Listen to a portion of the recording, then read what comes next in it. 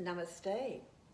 This morning we're going to do a little bit of a Yin program, Yin being the polar opposite from Yang. So most of what you know at the moment of yoga is Yang orientated. It's the movement part, the flowing part of what we do see in most yoga schools. I've been doing a little bit of everything over the years and combined it all to what works for my body. So again, pick and choose, work within your limits, and don't force yourself. You never want to be in pain or discomfort. But what's very nice about Yin is that it teaches you to ground yourself, and it's a really nice preparation for meditation. You're not going to be moving too fast, you're not going to get a sweat up, so make sure you've got some layers on and blankets around when we do the last bit.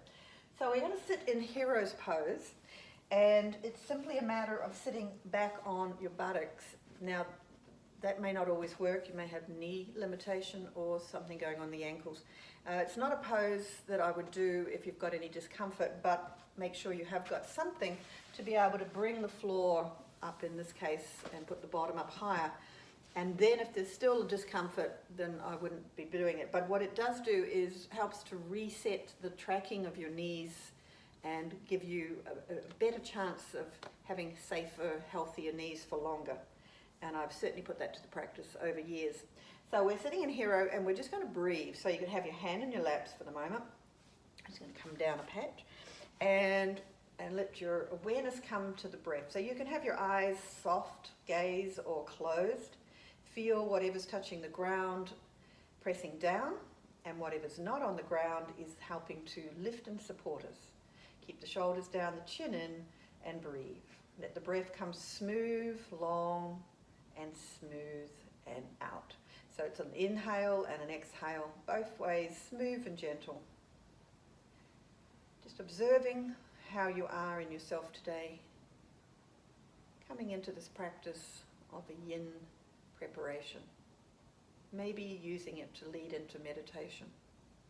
All right, so then from there, bring your hands out in front, bring them up. This is like pec deck if you're at the gym. So you'd be pressing the hands, pressing the elbows, dropping the shoulders. We're going to open the chest wide and then bring them back in. You may get the hands and the palms and the elbows together. That's where we're aiming. Nothing else is following. So when you're moving, it's just isolating the arms. Try and keep everything else as you had it. Chin in, spine tall, breath deep. Lovely. Last time, open and close. And this time we're going to take them open and stay open. Drop your palms down and bring them back up. And drop and lift. Drop. Good. So it helps to have a little visual here of like a puppet on strings, keeping those elbows nice and elevated and extended from the armpits, pressing through, and you'll feel this through, mainly through the deltoids, a little bit maybe through your biceps and triceps. And let's do one last one, all the way down, and gently relax. So you're going to then bring our hands out in front. I'm going to get Margaret to demonstrate by bringing yourself into tabletop and turning her fingers towards her knees, walking her knees back. Now you've got two options with your toes. We are going to put a strain on them in a moment. So you can start to turn your toes under so that the toes go underneath and you're leaning through the hands. Good.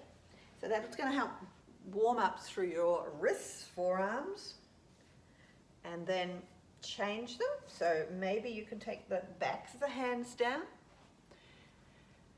Press down into the thumbs, fingers, trying to get as much contact down into the floor as possible.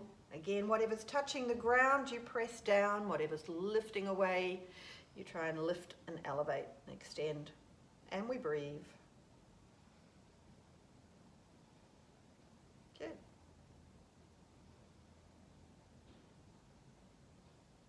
And from there, gently release. Just to shake out the legs. A little tap, tap, tap, releasing through. So we're going to go into donkey kicks. So if you go back onto hands and knees and lift one, let's do this right leg because the whole routine is going to be done on one side. Good. Now aim as if you're trying to lift the roof with your foot, so the heel has to be directly over the knee. So just bring the foot back a little bit towards your butt. There, good. And then keep everything at a nice right angle. Think about angles. Body, and like most things in life, work better with angles. So we want to make sure that this hip stays down and that she's not moving from the sacrum and moving more from the bottom, and then kick to the top. So the action is the lift and then a lower, a lift and a lower. So don't be, shaking it around. We're not trying to chase flies.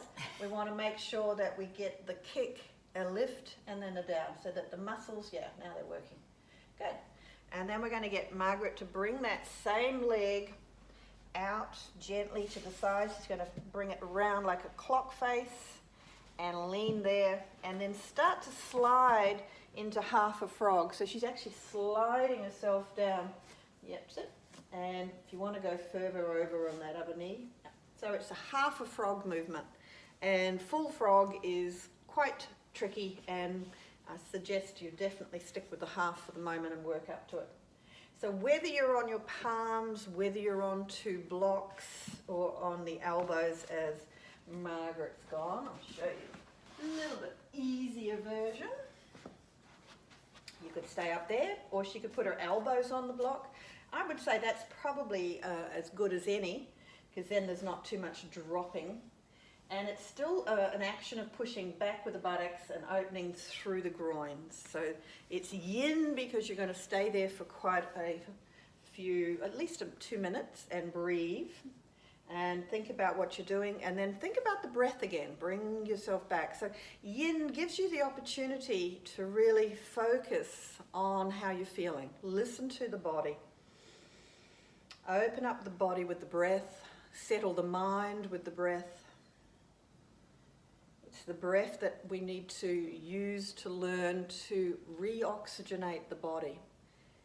Be breathing smooth and deep. Whether you use 3-part breath, abdominals, ribs and chest, and then all the way out, just learn where we will go through some breathing things. I don't generally bring breathing in straight away. I think you need to learn to listen to your body, and then start to learn to work the breath to give you the benefits in everything you do. All right, so we'll bring that out.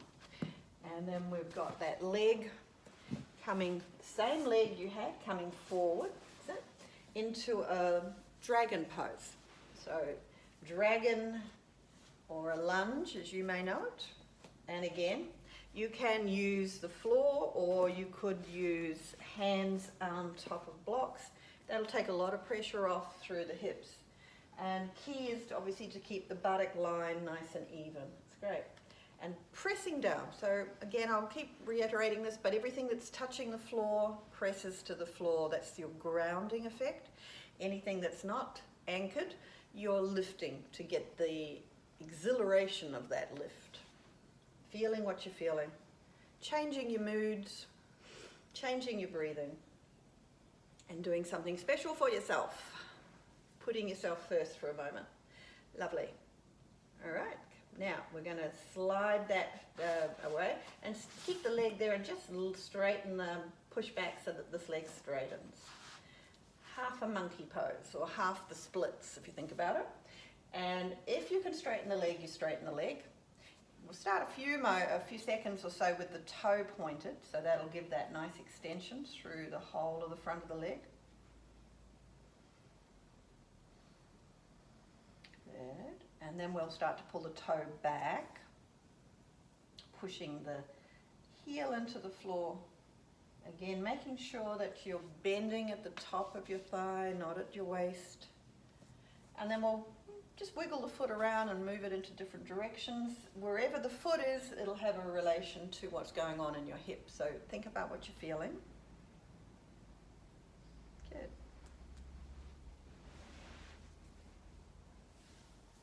And then we're going to take that same leg all the way back around and take it behind us and just give itself a little shake again. Good. And we'll do donkey kicks on the other side. So it's now starting on the left leg, is going to come up. Donkeys, yep, so aim to make sure that the weight is down through the knee to thigh, and then remember to slow it down. You want to lift and press as if you're trying to lift the ceiling with your foot. Push up and down, push up and down. There's almost an opposing action going on here when you really think about it. The hips are pressing towards the floor, and the leg is extended, and you've got these right angles. So you want to be pushing straight up and down, straight up and down. Give it quite a little bit of a squeeze at the top will give you extra work through the glutes. So we're warming up through the gluteals and the hips. Good. Excellent. And then put that leg out into the side splitting action and allow this other knee to come farther apart and decide whether you want your blocks down and allowing yourself to hang out there for at least 2 minutes. The difference, as you've probably already noticed, is that when you are doing these poses, you stay longer. And the net result, as well as through the mind feeling calmer because you're not rushing and pushing and moving and flowing, is that you're also stressing those joints, the connective tissue, the fascia that as our whole body goes through our entire system is getting nice and molded and melded. And then the bones are actually being stressed. That's what you feel when you come out, that lovely sensation of thank goodness I'm out. We just want to hold and breathe, checking in. Remember there's 2 sides to here. You're on another side here. It may not be the same feeling that you were getting on the first side. So listening to what your body is telling you. If it is at all more than a little difficult perhaps, and you're actually feeling some strain, some muscle pulling that's beyond comfortable, then definitely come out. Never stay in pain, but it's a nice pain. Let's put it that way. Good. Yeah. Then we put our gait in. So let's come back up, bring the leg forward, and we'll put it in at the end. Good. There we go. And a lunge. Again, either the blocks or the hands.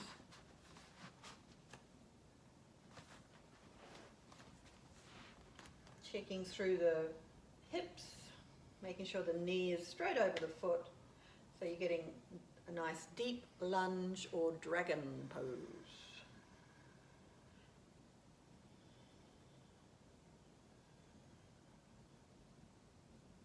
Couple of breaths more, letting yourself sink into it.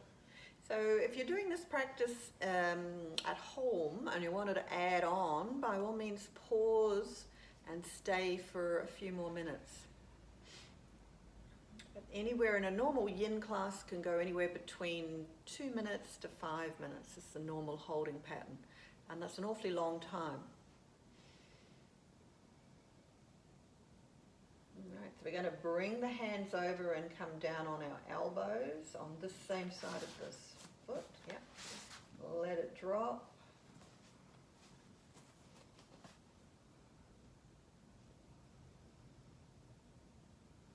Twist on the other side. Then we won't twist on this side.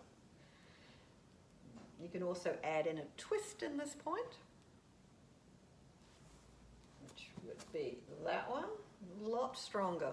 So again, just work with it.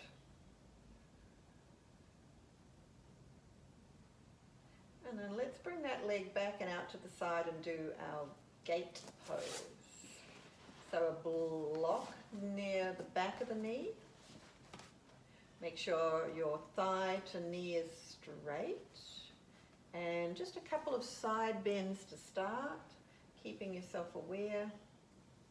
Up and over. Nice. And then hold one, press on the block. Trying to turn the kneecap up, trying to straighten the kneecap, and making sure that there's pressure down through the foot and the knee. Deep, deep breathing. Now, a lot of stretch going on in the rib cage. So as you're inhaling, you're thinking about opening through here. And on the shortened side, as you breathe out, you're trying to squeeze and contract there. Opening more fully through the chest, lungs, ribs, side waist. And you can look down, turning the head, also an effect on the neck. Just feel what feels good. And gently come back up. And from there we'll get the bolster and we'll finish with a Baddha Konasana, which is a bound angle pose. But we're not going to bind it with anything today but our feet. So one of these for underneath will give you some support at that end. And then laying on back, make sure the buttocks are on the floor and you're sitting against it. You don't have to be butt up against it. Some people that's actually too close. You might even want to be further away, so that it's more at the lower back rather than the sacrum. And the other thing you can do is if you find that that's too much, you could build up with some cushions under the knees so you're not hanging completely. The feet are staying open and you're allowing and making sure that the buttocks have descended towards the heels away from the lower back. Beautiful restorative pose. A nice way to finish the yin practice because you're now stretching out through the groins, releasing through. And as we know with anything relaxation-wise, rest and relax, it's allowing your nervous system to reset, putting you back into a parasympathetic mode, which also should have been done if you were breathing and being more aware of your breath. But it's just a lovely way to recuperate and allow all that you've just done to assimilate through your nervous system, through your tissues, and feel good. So we're going to leave it here. We'll leave Margaret here and say namaste, have a beautiful day, enjoy your time on the mat. Thank you.